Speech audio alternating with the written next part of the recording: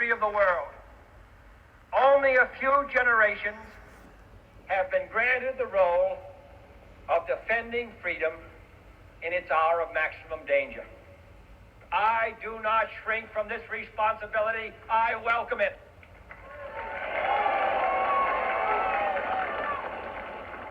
I do not believe that any of us would exchange places with any other people or any other generation. The energy, the faith, the devotion which we bring to this endeavor will light our country and all who serve it. And the glow from that fire can truly light the world. And so, my fellow Americans, ask not what your country can do for you. Ask what you can do for your country.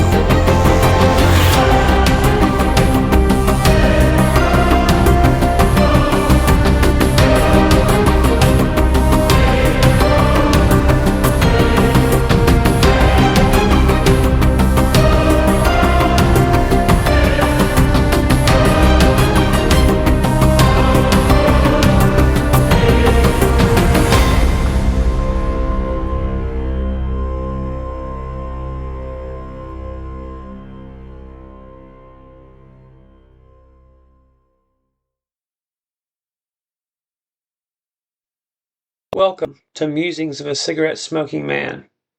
I'm Stephen Leake, your quiet refuge in the noise where reflection meets revelation, inviting you to join me as we trace the remarkable journey of big box retailers, those sprawling emporiums that once revolutionized shopping and shaped the very fabric of American towns.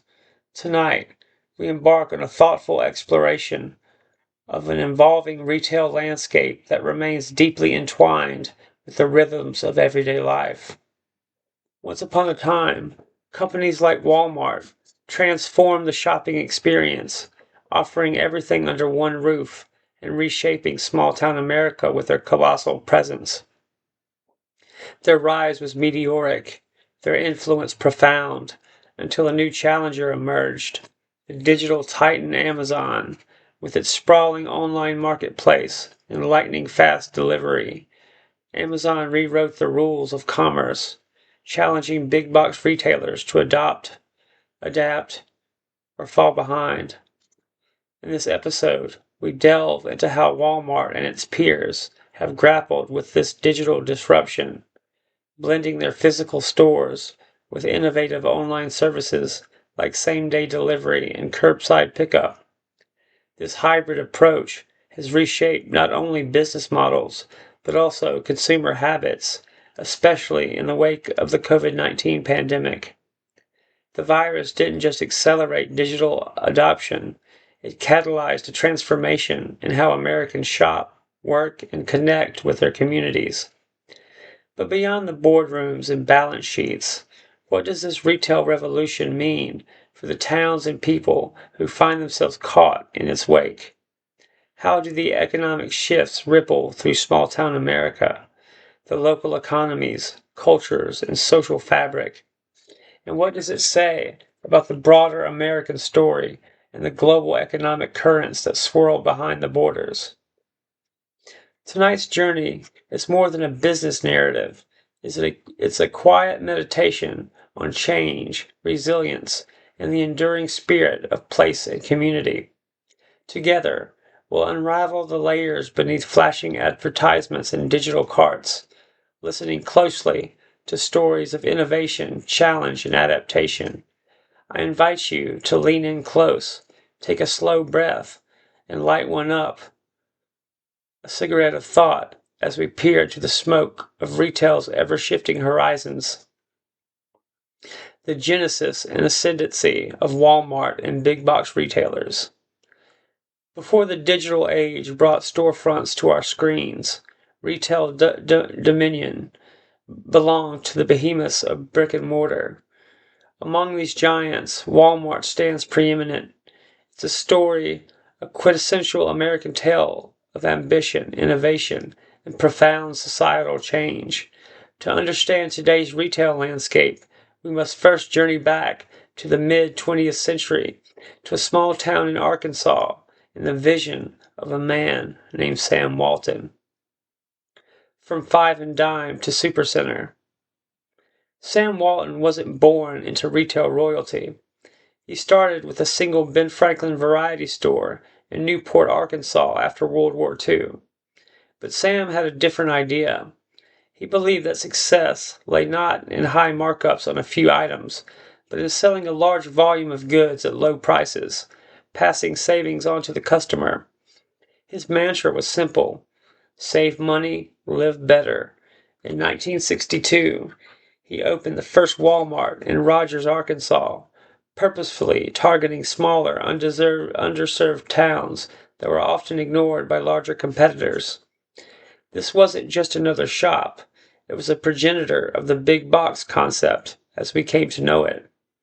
Early Walmart stores were larger than typical small-town retailers, offering a wider variety of goods under one roof.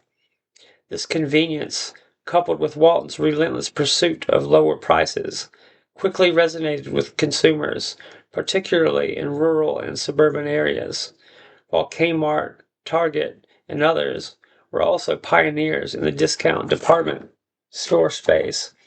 Walmart's unique focus on smaller markets and its evolving operational genius set it on a trajectory for unparalleled growth. The engine of efficiency, scale, and supply chain. Walmart's ascendance wasn't merely about low prices. It was a revolution in operational efficiency. Walton understood that to offer the lowest prices, he had to master the costs behind the scenes. Two critical areas became Walmart's enduring competitive advantage: scale and supply chain management. By expanding rapidly and opening numerous stores, Walmart gained immense purchasing power. They could buy goods in volumes previously unheard of, negotiating lower prices from manufacturers. This scale allowed them to continuously undercut competitors. But the real game changer was their investment in logistics and distribution. While competitors relied on manufacturer shipping directly to stores, Walmart built its own sophisticated network of distribution centers. These centers allowed goods to be bought in bulk, efficiently stored, and trucked to stores across large regions. This vertically integrated system reduced transportation costs, minimized inventory holding times at stores, requiring less storage space, and ensured shelves stayed stocked. They were pioneers in using technology, implementing computer systems early on to track inventory and sales, optimize routes, and manage this complex web. This mastery of the supply chain became the hidden engine powering the everyday low price promise. This relentless focus on efficiency, driven by technology and scale, fundamentally altered consumer habits. Shoppers became accustomed to finding a vast array of products, from groceries and apparel to electronics and auto supplies, all in one place. The convenience of one-stop shopping, combined with the consistently low prices, drew customers away from traditional downtown main streets and smaller specialty shops, accelerating the shift towards suburban retail centers. The big box in the small town. The arrival of a Walmart in a small town was often a double-edged sword. Initially, there was frequent excitement. It brought jobs, though often at lower wages, with fewer benefits than established local businesses offered. It provided consumers with access to goods at prices they couldn't find locally, increasing their purchasing power. It offered a wider selection than many small-town stores could ever hope to stock. However, the long-term effects painted a more complex picture. The economic engine often came with significant disruption. Local hardware stores, clothing boutiques, pharmacies, and grocery stores, unable to compete with Walmart's scale, prices, and variety, often struggled and eventually closed. This ripple effect diminished the vibrant, independently owned business ecosystem that was the heart of many main streets. The socioeconomic transformation went deeper than just economics. Downtown areas, once the bustling commercial and social hubs, saw foot traffic decline. Community gathering places disappeared. While Walmart provided a new place to shop, it often lacked the personal connection, local ownership, and unique character of the businesses it replaced. The shift created a dependency, where the town's retail core moved from its historic center to the highway bypass where the big box store resided. This altered the physical landscape of towns, and for many, contributed to a sense of lost community identity. Studies over the years have attempted to quantify this impact, with many showing a correlation between Walmart's arrival and a decrease in the number of small businesses and median wages in surrounding areas, alongside benefits like lower consumer prices.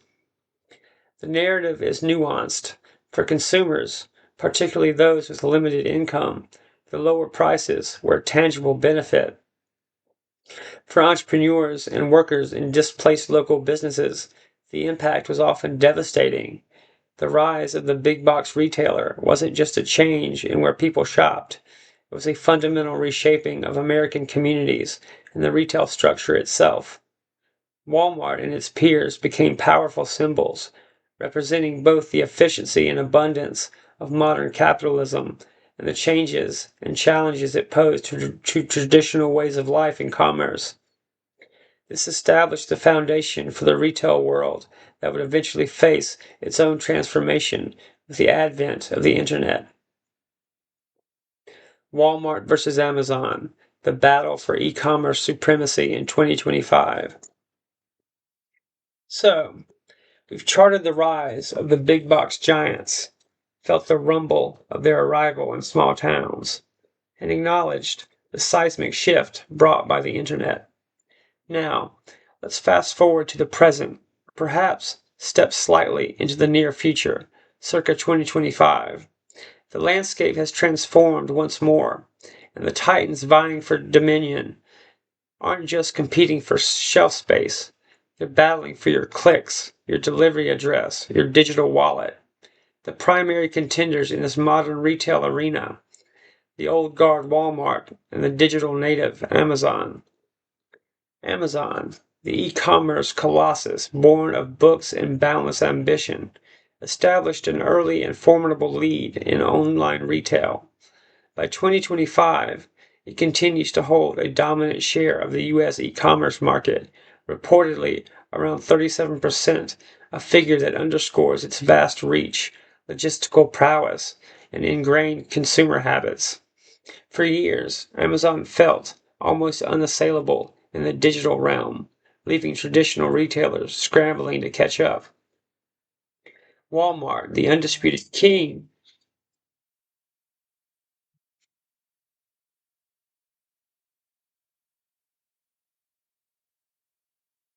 of brick and mortar for decades, was initially slow to fully embrace the internet's potential. But under pressure, it has not just adapted, it has strategically evolved, leveraging its most significant physical asset, its enormous network of stores, into a powerful weapon in the e-commerce war. Walmart's approach isn't just about building a parallel online store. It's about creating a hybrid model, one that seamlessly integrates its vast physical footprint with its burgeoning digital capabilities. Leveraging physical presence, the hybrid advantage. Walmart's distinct competitive edge in the e-commerce battle lies in its 4,700 plus stores located within 10 miles of 90% of the U.S. population. This isn't just real estate, it's a distributed network of many fulfillment centers. While Amazon has built out its extensive networks of massive fulfillment centers, often located further from population centers, Walmart stores are already where people live and work. This proximity allows Walmart to offer services that Amazon, despite its speed, sometimes struggles to match efficiently across the board, particularly for immediate needs.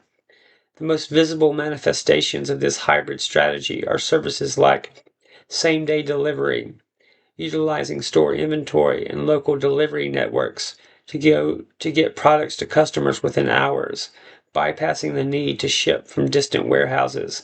This is particularly impactful for urgent purchases or perishable goods.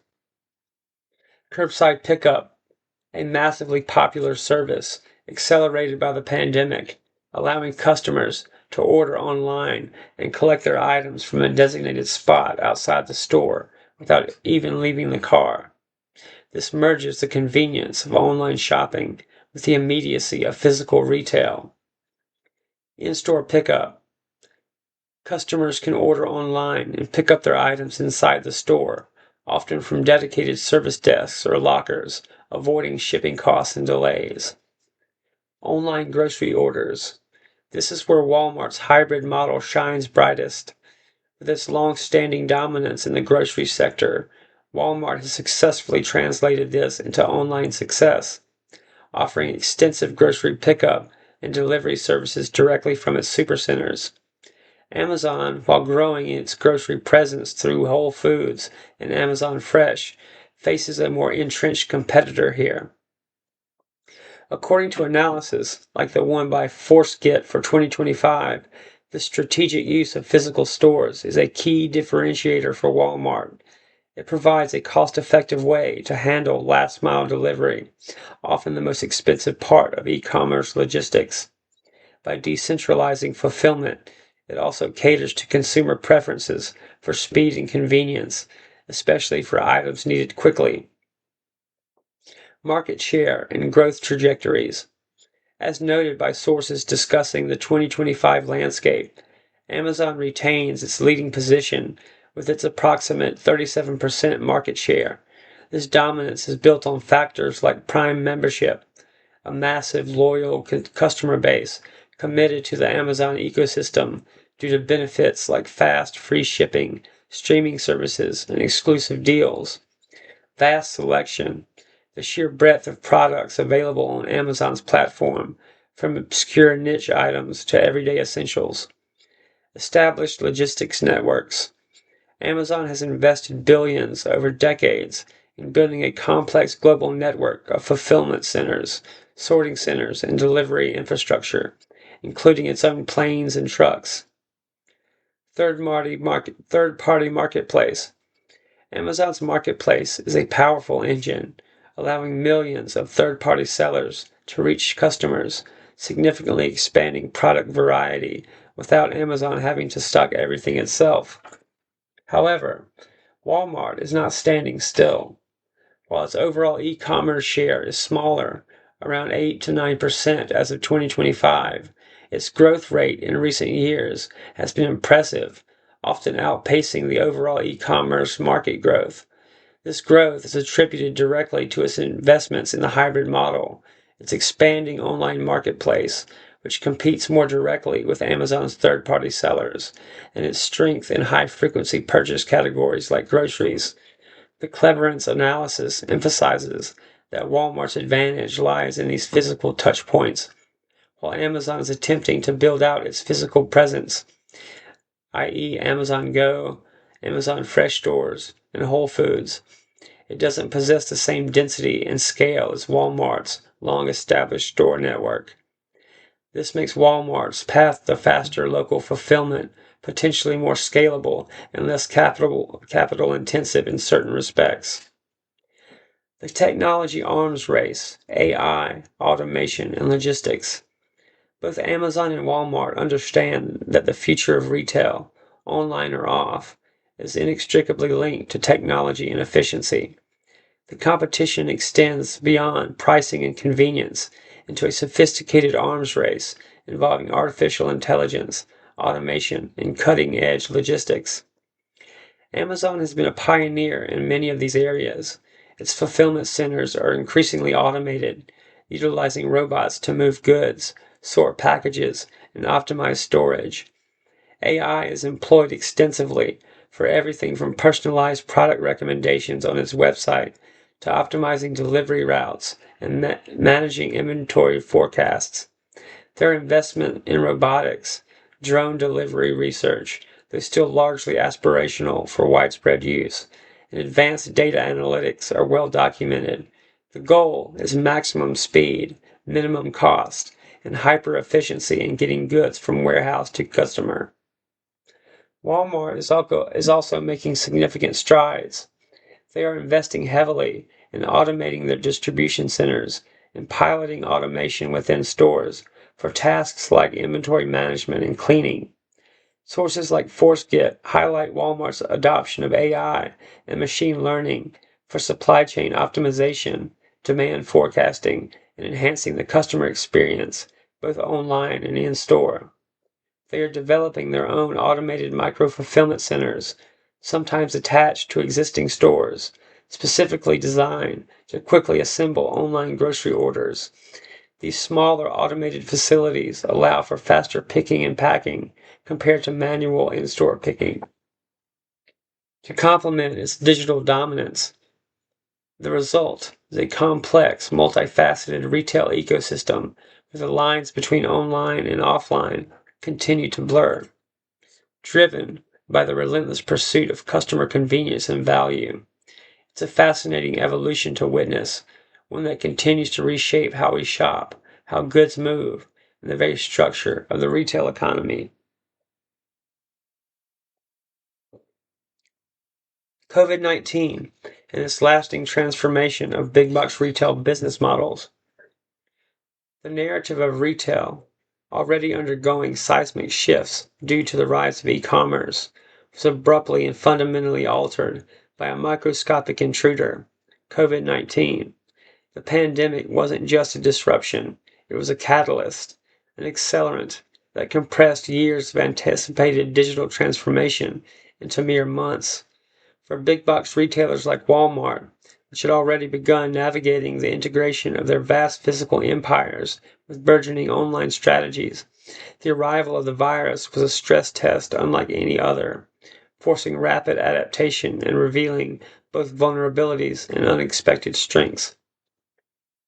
The sudden pivot, online surge, and contactless commerce.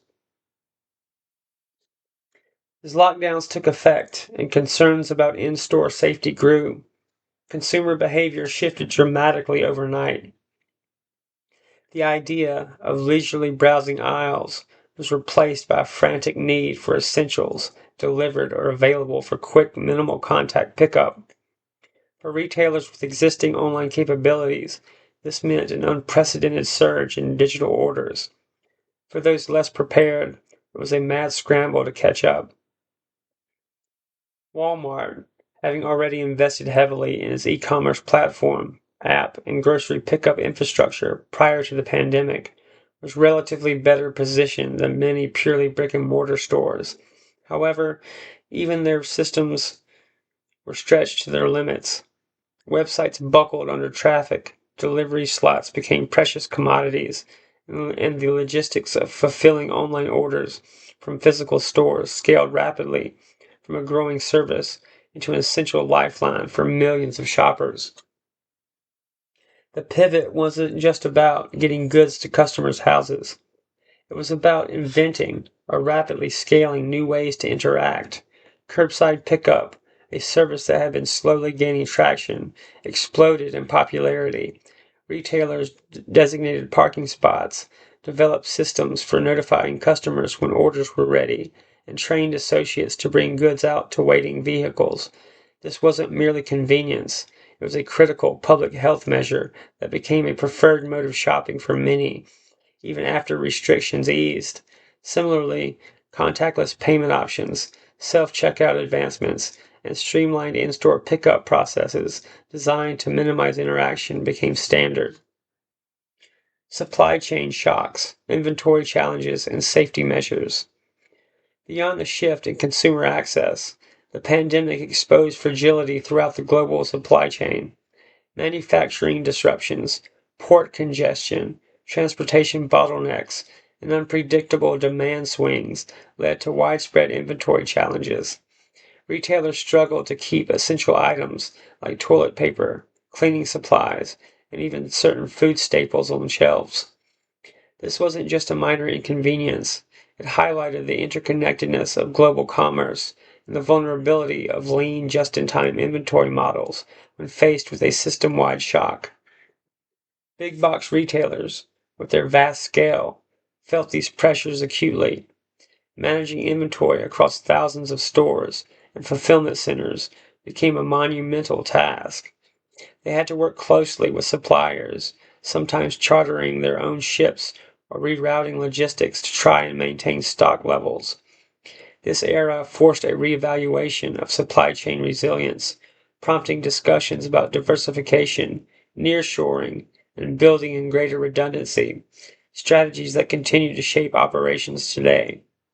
Simultaneously, the physical stores themselves had to be rapidly transformed into safer environments, mandating masks, installing plexiglass barriers at checkouts, implementing directional signage in aisles, enhancing cleaning protocols, and managing capacity became necessary. Complex operational tasks. These health and safety practices reshaped the in-store experience, adding new layers of cost and operational complexity, but also providing a sense of security for shoppers who still needed or preferred to visit physical locations. COVID-19 is a catalyst for digital acceleration. While the underlying trends towards e-commerce and digital integration were already in motion, COVID-19 acted as a potent, undeniable catalyst. It didn't just accelerate existing plans, it forced retailers to innovate under extreme pressure. Investments in e-commerce platforms, mobile apps, last-mile delivery capabilities, and the technology needed to support services like curbside pickup were ramped up at an unprecedented pace. The pandemic demonstrated that a robust digital presence was no longer a luxury, but a fundamental requirement for survival and growth. For Walmart, this meant leveraging its physical stores, not just as points of sale, but as crucial nodes in their online fulfillment network. This hybrid model, as discussed in analysis regarding the 2025 landscape, cleverance, became their distinct competitive advantage, allowing for faster, more localized fulfillment options like same-day delivery and pickup directly from stores. The crisis also highlighted the need for better data analytics and AI to predict demand, manage inventory across complex networks, and personalize the rapidly digitizing customer journey. Retailers invested in technologies that could provide clearer insights into shifting consumer preferences and operational efficiencies in a dynamic environment. Lasting shifts in consumer behavior and post-pandemic strategy.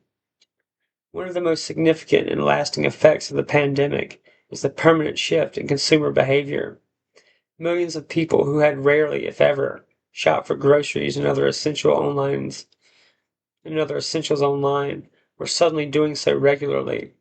Many discovered the convenience of having items delivered, quickly picking them up without leaving their cars. While some reverted to pre-pandemic habits, a substantial portion retained these new digital shopping behaviors. This stickiness meant that the demand for seamless online to offline experiences remains high. Post-pandemic retail strategies are being built around the expectation that customers want flexibility, the option to shop online, via app, or in-store, and the ability to receive their goods through home delivery, curbside pickup, or in-store collection. Retailers must excel at all these touch points simultaneously. While specific direct data on the minute-by-minute impact of COVID-19 on every facet of a single company like Walmart can be difficult to pinpoint precisely without internal reports, the broader trends across the retail sector are clear and supported by industry observations and post-pandemic strategies like those described in the 2025 Outlook Force Kit. E-commerce penetration accelerated significantly. The hybrid retail model, physical plus digital, proved its value. Supply chain resilience became a top priority, and the customer expectation for speed, convenience, and safety fundamentally changed. The pandemic didn't create these trends, but it acted as an undeniable force multiplier, drastically speeding up the evolutionary clock for big box retailers and cementing digital integration as a non-negotiable aspect of their future. The lessons learned in the intense pressure cooker of the early pandemic continue to shape investment decisions, operational strategies, and the very nature of shopping experience today. It was a period of immense challenge, but one that irrevocably reshaped the retail landscape, pushing it further and faster into the digital future than anyone could have predicted. The ripple effects on small town America, economic and social dynamics. You know, there's a certain rhythm to a small town, or there used to be. A predictable hum that centered around Courthouse Square, the local diner, the hardware store, where Mr. Henderson knew your grandfather, the pharmacy that delivered prescriptions. Main Street wasn't just a road, it was the town's living room, its beating heart. People didn't just shop there, they connected. They gossiped over coffee, discussed town council matters while picking up a bolt, watched the world go by from a park bench. It was an ecosystem, perhaps not always thriving, perhaps a little slow, but it was inherently, distinctly local. Then came the rumble on the horizon, not a natural storm, but a commercial one, the arrival of the big box retailer. Often it was Walmart, planting its flag just outside the town limits, usually on the bypass or a patch of cleared farmland. For many small towns across America, this wasn't just the opening of a new store. It was a monumental event, a fork in the road that would permanently alter their trajectory. The double-edged sword, promises and pressures. The initial arrival was often met with anticipation, a mix of excitement and apprehension. On one hand, the promises were compelling. Jobs. A big box store meant hundreds of new jobs, or so the promise went. For towns struggling with declining manufacturing or agricultural employment, any new jobs were a lifeline. Lower prices. The everyday low prices weren't just a slogan, they were a reality.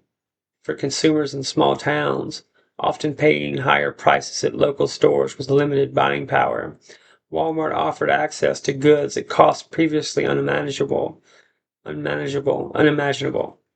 This increased purchasing power, especially for lower income families. Selection. Suddenly residents didn't have to drive 40 miles to the nearest city for clothes, electronics, sporting goods, and groceries. It was all under one massive roof, a convenience that reshaped shopping habits. Tax revenue. The hope was also that the new store would generate significant sales tax and property tax revenue for the local government, helping fund schools, roads, and public services. These were real, tangible benefits that resonated deeply with residents eager for economic growth and personal savings. But the apprehension was equally real, whispered in coffee shops and on front porches. It centered on the potential negative impacts, which often proved to be devastating for the established local economy and social fabric. Local business closures. This was perhaps the most visible and heartbreaking consequence. The small hardware store, the family-owned clothing boutique, the independent pharmacy, the local grocery, businesses that had often been anchors of the community for generations, simply couldn't compete with the prices, scale, and selection of the big box giant. One by one, they would close their doors, leaving empty storefronts on Main Street. Wage pressure. While big box stores brought jobs, the wages and benefits offered were often lower than those at the established local businesses they displaced. This could depress overall wage levels in the town, contributing to a rise in low-wage employment. Capital leakage. Profits generated by the local big box store didn't stay in the community. They flowed out to corporate headquarters far away. In contrast, money spent at locally owned stores often recirculated within the town, supporting other local businesses and residents. Loss of community hubs. Beyond the economic impact, the closure of local businesses meant the loss of social spaces. The proprietor, who knew your name and your family history, the store where neighbors gathered for impromptu chats. These were replaced by anonymous aisles and transient employees. The shifting center of gravity. The physical landscape of the small town began to change dramatically. As Main Street withered, a new commercial center bloomed out on the bypass. Fast food chains, strip malls, and other chain stores popped up around the gravitational pull of the big box anchor. The town's energy migrated away from its historic core to this new, often indistinguishable commercial strip. This shift had profound social consequences. Casual encounters diminished. The shared experience of running into neighbors downtown while doing errands became less frequent. The unique character and history embedded in the old buildings and family businesses were slowly erased, replaced by generic corporate architecture and standardized retail experiences. The identity of the town began to blur, looking more and more like every other town with a big box store on its edge. I remember driving through towns I knew as a kid, vibrant little places with bustling squares, seeing them decades later with boarded-up windows and for-lease signs lining the street where the baker and the bookseller used to be. The lights seemed to have been siphoned out, replaced by the distant glow of the supercenter sign down the road. It felt quieter, less unique. Community preservation versus economic modernization. This transformation presented small towns with a difficult, often existential challenge. How do you balance the very real need for jobs and affordable goods for your residents with a desire to preserve your community's unique identity, its local businesses, and its social cohesion? This tension between economic modernization and community preservation became a defining struggle for countless municipalities. Some towns tried to fight the arrival of big box stores through zoning laws or public campaigns, often with limited success against the powerful economic forces at play. Others tried to adapt, focusing on niche retail services or tourism to revitalize their downtowns. Many simply weathered the storm, adjusting to a new reality where the big box store was a primary employer and retail destination. The rise of online commerce, led by giants like Amazon, has layered another complex challenge onto this already fragile ecosystem. Even big box stores are now facing direct competition from digital retailers. This digital shift further pressures brick and mortar stores, including the big box ones, and offers new avenues for consumers, sometimes bypassing the local economy altogether. For small towns, it means less reliance on any single physical retailer, big or small, and further challenges in creating vibrant local economies and gathering places. The narrative isn't purely one of villainy and victimhood. For individuals and families who saved money and found needed employment, the big box store represented progress. But the broader impact on the collective community, on the very soul of the small town, is undeniable and often lamented. It forced a reckoning with what we value in our communities: efficiency and low prices, or local connection and unique character. The ripple effects continue to shape these places, forcing them to search for new ways to thrive in a landscape forever altered by the arrival of the big box and the subsequent digital revolution. When we talk about big box retailers like Walmart, it's impossible to discuss them without acknowledging their colossal footprint on not just local markets, but the entire U.S. economy, and indeed the global stage. Walmart, in particular, stands as a towering example of how a retail giant evolves from a national discount store chain into a complex multinational entity whose decisions reverberate through international supply chains, labor markets, and trade policies. Walmart as a global economic actor. Walmart, with over 10,500 stores worldwide and operations in numerous countries, has become a global corporation that intricately links economies across continents. Its sheer purchasing volume grants it tremendous negotiating power with suppliers, manufacturers, and logistics companies alike. This dynamic shapes global supply chains, often compelling manufacturers to meet stringent price points and tight delivery schedules. The company sources billions of dollars worth of goods from countries such as China, India, Bangladesh, and Mexico. These sourcing relationships affect not only where products are made, but also how and under what conditions they are produced. The magnitude of Walmart's global procurement influences trade balances, manufacturing hubs, and employment patterns overseas, sometimes sparking debates about labor standards and ethical sourcing. Moreover, Walmart's continuous quest for low prices and efficient logistics has spurred innovations in global shipping and inventory management, contributing to the rise of just-in-time manufacturing and lean supply chains. These modern systems reduce costs, but also leave supply lines vulnerable to interruptions, as starkly revealed by the COVID-19 pandemic and other geopolitical disruptions. Impact on manufacturing and logistics industries. Walmart's dominant presence has profoundly reshaped manufacturing demands. To satisfy its volume discounts, many suppliers have relocated manufacturing to low-cost countries, accelerating globalization trends. This shift led to declines in certain types of American manufacturing jobs, especially in textiles, electronics assembly, and consumer goods production. However, Walmart is also a significant customer to U.S.-based manufacturers, especially in categories like food products, health and beauty items, and other consumables.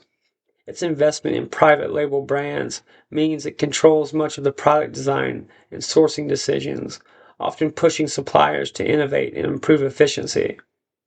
On the logistics side, Walmart's vast distribution network acts as a catalyst for growth and sophistication in freight transportation, warehousing, and last-mile delivery services. Its embrace of technology, ranging from automated warehouses to AI-based inventory forecasting, has set new standards for speed and reliability. Other sectors, including trucking and logistics software providers, often follow Walmart's lead to stay competitive. Global labor markets and retail market concentration. The influence of big box retailers extends into labor markets both at home and abroad. In the U.S., Walmart alone employs over 2.2 million people, making it the largest private employer in the world. The company's wage policies, benefits, and employment practices substantially affect labor market conditions, job standards, and wage growth trends in retail sectors and communities where it operates. Critics argue that Walmart's employment model characterized by part-time jobs, limited benefits, and wage pressure, contributes to a broader wage stagnation in retail and service industries. Globally, Walmart's demand for low-cost manufacturing has at times been tied to concerns about worker exploitation, unsafe working conditions, and labor violations in developing countries. These issues have sparked consumer activism and forced Walmart to adopt more robust corporate social responsibility (CSR) policies. Yet challenges persist given the scale and complexity of global sourcing. In terms of market concentration, Walmart's dominance, along with a handful of other large retailers, has contributed to a significant concentration within retail markets in the U.S. and abroad. This concentration can lead to reduced consumer choice and increased barriers for smaller competitors and new entrants. Economists and policymakers debate the long-term implications of this concentration for innovation, competition, and consumer welfare. Economic shifts, technological change, and geopolitical contexts. The story of big box retailers is inseparable from the broader tapestry of economic globalization, technological advancement, and geopolitical shifts. Walmart's rise was facilitated by trade liberalization, advancements in transportation infrastructure, and explosive growth of information technology to coordinate complex global operations. Technology continues to be a critical driver as Walmart integrates AI, machine learning, robotics, and big data analytics to anticipate consumer demand, optimize supply chains, and personalize shopper experiences. Its hybrid retail model, melding e-commerce with its physical stores, reflects a broader trend, reshaping how consumers interact with brands and how goods move within the economy. Geopolitically, Walmart's global network is vulnerable to trade disputes, tariffs, and regulatory changes, necessitating agile strategic responses. The COVID-19 pandemic, for example, exposed vulnerabilities in global supply chains and accelerated a reevaluation of sourcing strategies, including interest in nearshoring or diversifying suppliers across more stable regions. Balancing economic growth with market power. The rise of retail conglomerates like Walmart embodies a paradox. On one hand, their economies of scale drive lower costs for millions of consumers, increase productivity, and spur technological innovation in supply chain logistics. Their global sourcing channels create jobs and economic activity across continents and contribute to the availability of affordable goods worldwide. On the other hand, concentration of market power raises critical questions about fair competition, worker welfare, and the sustainability of economic ecosystems. Market dominance can dampen competition, threaten small and medium-sized enterprises, and tilt bargaining power heavily towards corporate giants. This imbalance may have ripple effects on income inequality, community vitality, and even democratic governance when economic power consolidates. Policymakers face the challenge of fostering an environment that enables innovation and growth without allowing unchecked concentration that might stifle opportunity or undermine ethical standards. Corporate responsibility, transparency in supply chains, and enforcement of labor protections are crucial components in this balancing act. Consumerism, culture, and the future of retail. Finally, big box retailers like Walmart influence consumer culture and behavior on a massive scale. Their emphasis on low prices, convenience, and wide selection has helped shape modern consumer expectations. The convenience-driven hybrid retail models reflect changing lifestyles, where speed and accessibility often overshadow traditional shopping experiences. Yet, this transformation stirs reflections about the cost of globalization, homogenization of culture, loss of local businesses, and the environmental impact of mass consumption and long-distance shipping. These considerations form part of a growing public discourse on sustainable consumerism and ethical retailing. How Walmart and its peers navigate these tensions in the years ahead will not only affect economic metrics, but will also echo in the cultural and ethical fabric of society itself.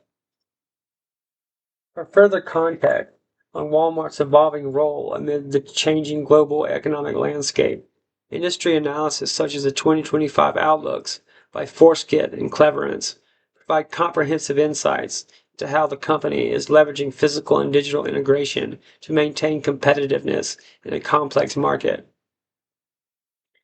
Before we dive back into our deep exploration of retail giants reshaping America, I want to take a moment to share two very special places that have been essential to my own journey as a writer and poet.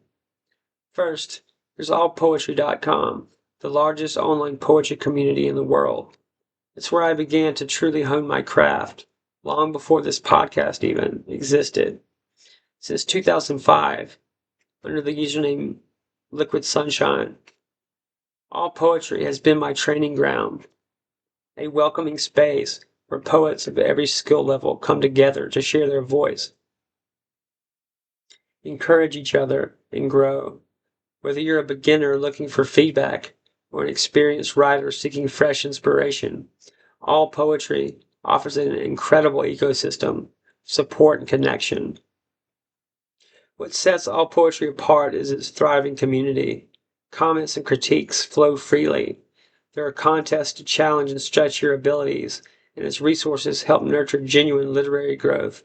I can't overstate how invaluable this platform has been to me. More than a site, it's been a creative home. Alongside that is the beatnitcowboy.com, my frequent publishing home, and an online literary space that feels like a curated frontier for contemporary poetry. It's where I've been fortunate to see my latest work voiced regularly among a community of thoughtful readers and fellow writers.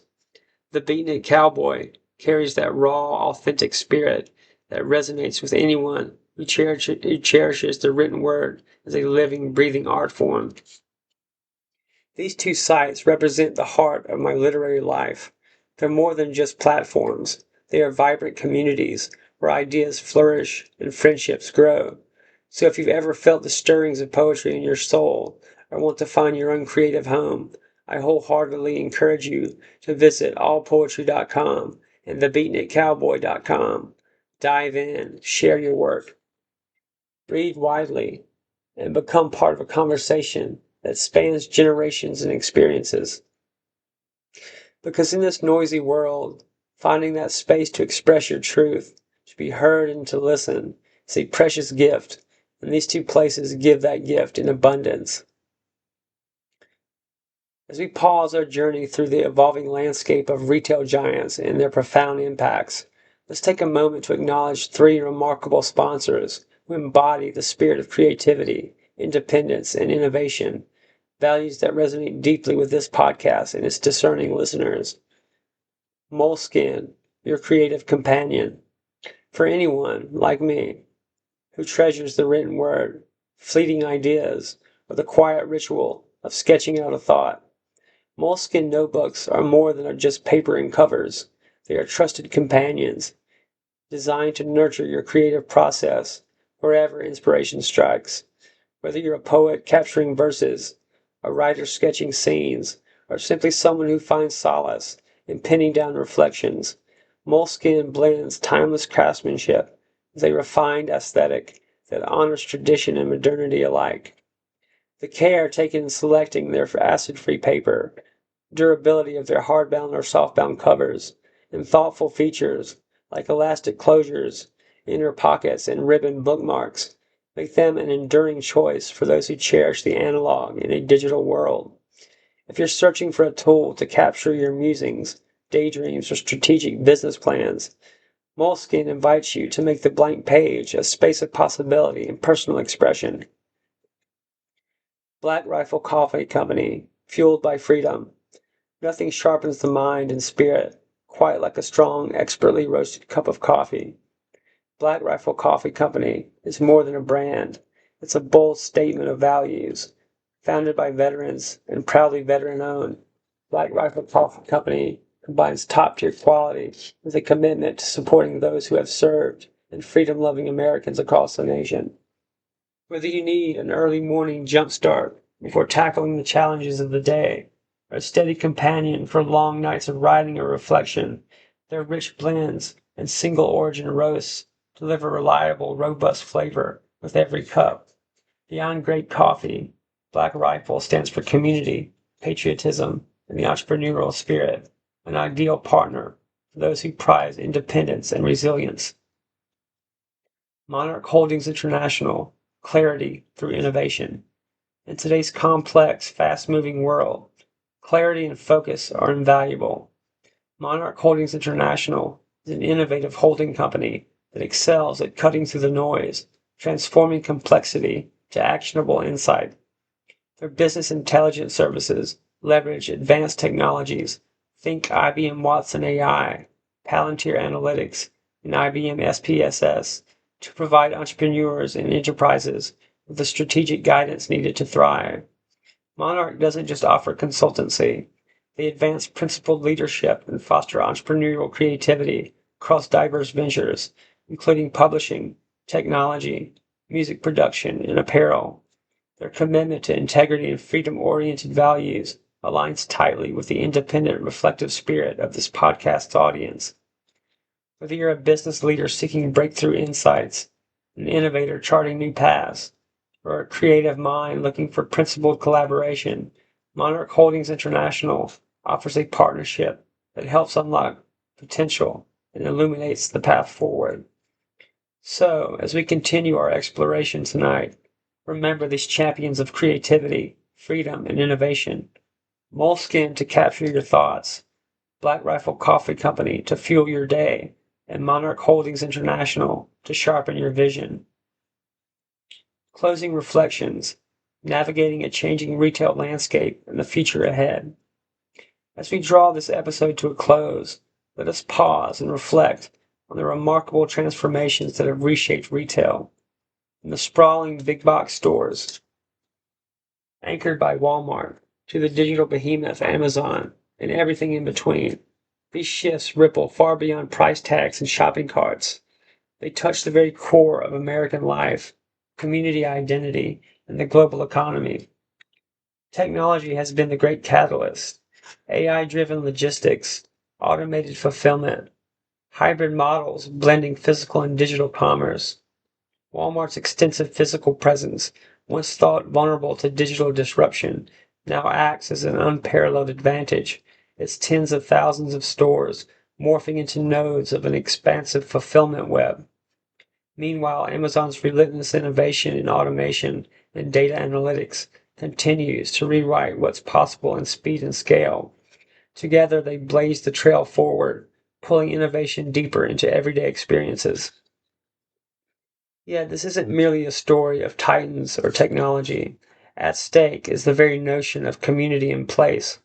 Small town America, where the rhythms of life once revolved around the local main street and its familiar businesses, faces an uncertain horizon.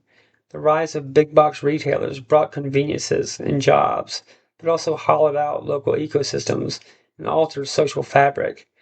Now e-commerce challenges physical retail anew, offering unparalleled convenience, yet often at the cost of local presence and personalized connection. Adapting to an unfolding future. Where can adaptability take us next? How might small towns reinvent themselves amid these sweeping trends? Will they embrace new economic models like niche artisanal markets, digital hubs, or destination experiences that harness technology without forsaking local character? Can communities cultivate resilience by reclaiming the meaning of local commerce, balancing progress with preservation?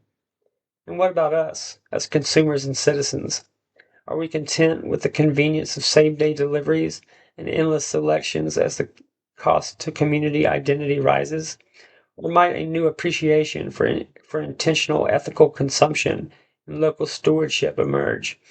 The choices we make ripple outward, the channels we support, the voices we elevate, the values we endorse. A poetic musing. I often find myself drawn to the image of smoke curling up into the night, ephemeral, malleable, elusive, like the cigarette I light and moments of contemplation. The retail landscape drifts and folds, never fixed, always in motion. It's a dance of progress and loss, of innovation shattered by nostalgia. The cigarette smoker walks a thin line, rooted in habit, yet aware of change.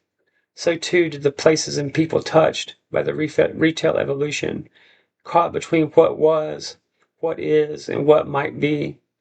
There's beauty and sorrow in this flux, a story told in aisles once bustling, now quiet, in clicks replacing greetings, in hands reaching for instant delivery while longing for a neighbor's smile. Perhaps the true future lies not solely in technology's promise, nor in resistance to change, but in a thoughtful weaving of both, honoring roots while embracing the new, cherishing community even as convenience beckons. Like smoke that twists unpredictably, yet always ascends, our collective journey asks patience, curiosity, and a readiness to see what shapes form as the winds shift. Questions to carry forward.